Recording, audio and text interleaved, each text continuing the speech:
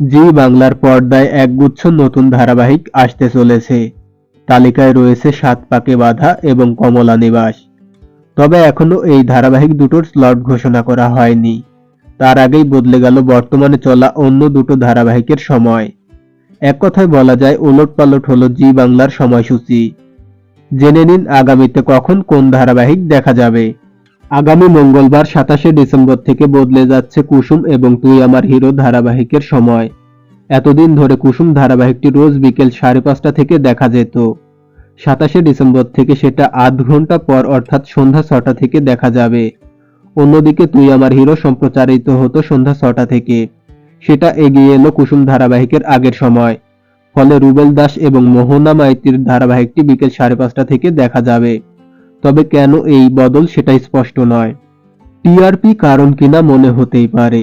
তাহলে জানাই বিগত কয়েক সপ্তাহ থেকে কুসুম ধারাবাহিকের তুলনায় তুই আমার হিরোর নম্বর বেশি। বিকেল ৫:৩০টার স্লটে কুসুম এগিয়ে থাকছে ভোলে বাবা পারকারিঘাট থেকে। কিন্তু সন্ধ্যা ৬টার স্লটে কম্পাস ধারাবাহিকের কাছে নিয়মিত স্লট হারাচ্ছে তুই আমার হিরো। তবে কি সেই জন্যই এই সময় বদল, নাকি কারণ নতুন ধারাবাহিকের আগমন? উত্তরটা আগামী দিনে পাওয়া যাবে। প্রসঙ্গত কুসুম ধারাবাহিকে দেখানো হচ্ছে আয়ুষকে মনের কথা জানাবে বলে ঠিক করেছে কুসুম। কিন্তু আদৌ কি সেই কাজ সে করতে পারবে? পারলেও আয়ুষ কি সেই প্রস্তাব মেনে নেবে? কারণ ইন্দ্রাণীর কানে কুসুমের নামে ভুলভাল কথা ঢোকানো হচ্ছে।